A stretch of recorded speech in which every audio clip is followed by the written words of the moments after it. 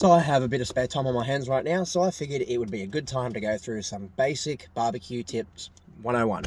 Offset smoker wood size. If you're using an offset smoker and you're using wood splits, don't make them too big. Make them triple splits. There's a car coming interrupting my video. That's cool. How selfish.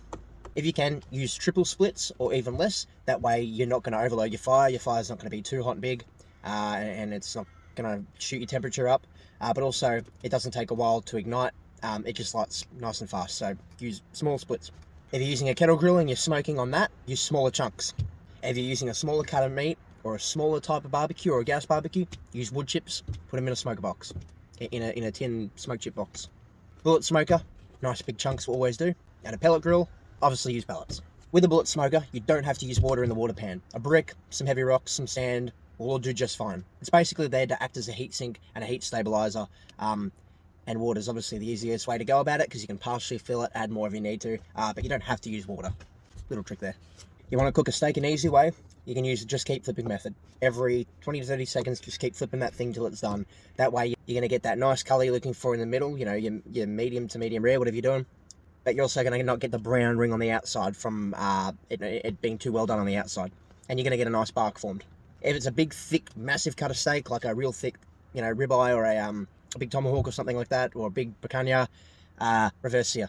Indirect heat, low and slow, hit around, 120 Fahrenheit internal, and then sear that shit off over the hot flames. Chicken's something you want to make sure it's cooked all the way through. It doesn't matter whether it's drumsticks, wings, thighs, whatever. So if you're doing it on a kettle style grill, run them around the outside and get your coals lit cone style. That way they cook slowly indirect and they're nice and slowly cooking through the inside. And then to crisp up the skin, again, flip them over the high heat, turn them a few times, sear them off. Perfect.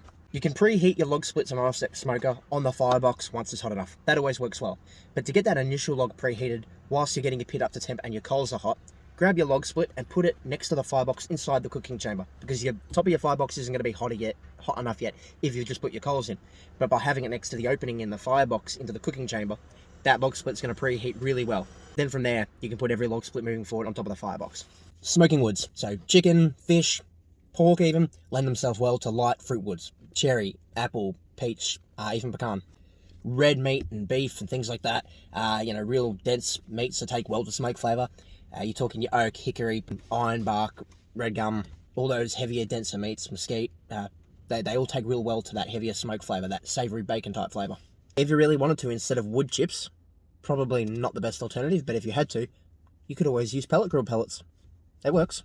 It's not ideal, but it works. The secret to rubs. There are so many barbecue rubs out there and they're all so similar. But what makes them distinctly different is actually, even though the flavour profile will be similar and the ingredients will mostly evolve around your key and secondary ingredients, and then you'll have the specialty ingredients to get added, it's all about the percentage of the ingredients and where they go inside that ingredients listing. So the way they're formulated in, the way the recipe's blended together, and that's what makes a unique difference, and then having those unique ingredients added in as well.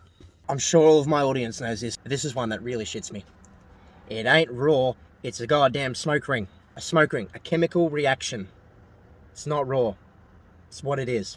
Controversial, but true. And I prove that by using my cheap jump-up kettle grill. Good pitmaster can make anything work on any unit.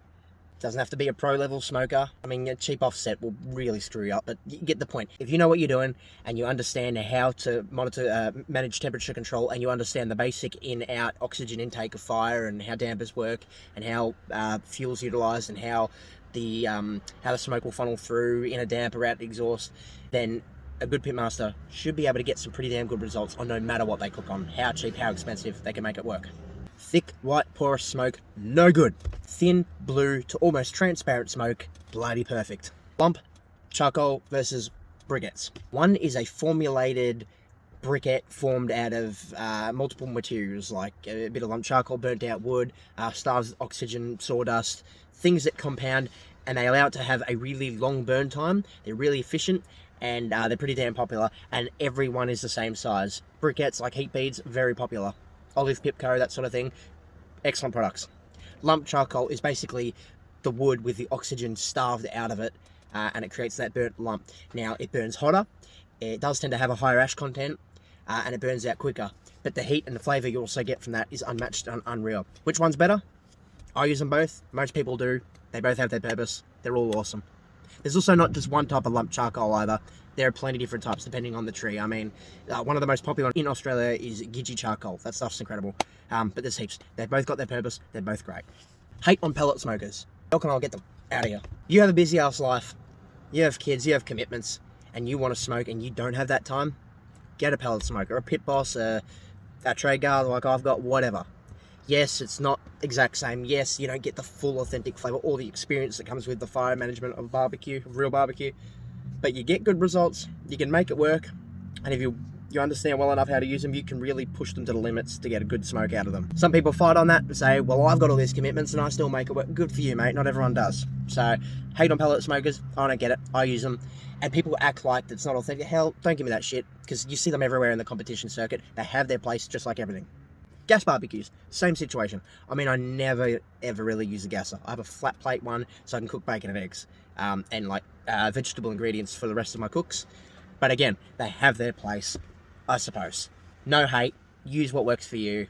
Everyone else, shut up. Brisket, flat end for slices, point end for burnt ends and for cutting up the fast fatty bits for using in, say, brisket pies or something like that. Pork belly burnt ends. Some people remove the skin because they think it shortens the cook time. But if you do it right and let it cook long enough, leave it on. It is going to be the best damn bite of pork belly you've ever had. It doesn't always have to be super low and slow. Brisket, beef short ribs, all of that stuff can be cooked in a shorter amount of time at a high heat if you do it right. And you can produce some really moist and really nice results. However, you don't want to use a cheap cut to do that like you would with real low and slow. To get that to work really successfully, you really want to use a nice, expensive, well-marbled cut to give yourself the best chance. But it can be done. Cleaning your pits. Did I say piss? Pits. Pit. This is important. But don't overdo it every single time. If you're going to use your pits pretty frequently, then just give them a small wipe over, a little bit of a clean, get your ash out, all of that. If you're not going to use them for months on end, then yes, you should probably give them a full-blown clean out to stop them getting wrecked. But however, remember, residue can be flavour if you use it frequently enough. Of course, get rid of any bacteria, clean up properly, but don't overkill it. Think of the logic of the wok, where they don't wash it every time because it keeps in the flavour. Somewhat similar, but you do want to clean your pits. Just don't go crazy every single time. Season your pits before you use them. Get a can of canola oil or whatever you got, spray the hell out of it, get a fire lit across the entire unit, burn that thing, in excess of 350 Fahrenheit for a few hours, and then get all the ash out and spray it again. I don't care what type of pit you got, you need to do this. You're going to get rid of the chemicals, that's when they manufacture the pit. You're going to burn out any of that, there's corrosive paints and things that are used, and you're going to allow your meat to initially, the first time you cook in an already well-seasoned, nice flavoured, well-equipped cooking environment. It's important, don't skip this. Resting your meat. I swear to God, if you cook a brisket for 12 hours and you unwrap it and you start slicing it, I'm going to slap you across the face. If a steak is going to rest for 10 minutes after you've cooked a hot and fast steak, a brisket should almost be the same in times of temp. How long you let it rest. If you're cooking an 8-hour brisket, I want to see that thing rest for no less than an hour. If it's a 16-hour brisket, you better damn well have that thing in a nice esky, wrapped in tin foil or butcher's paper, double wrapped in an insulated towel, left in that esky, and do not touch that thing for at least 2 to 3 hours, cutting against the grain. Yes, it is just as important as resting. You don't want to go to all this effort of cooking, resting, and then you go and screw it all up by cutting with the grain. The muscle fibers will be cut the wrong way, the juice will not distribute back into the meat nicely, and you are going to get a chewy cut, a chewy bite. You are not going to have a nice tender bite that you would get if you cut against the grain. I think that's it for now. That's all I can think of right now. Yeah. Cheers.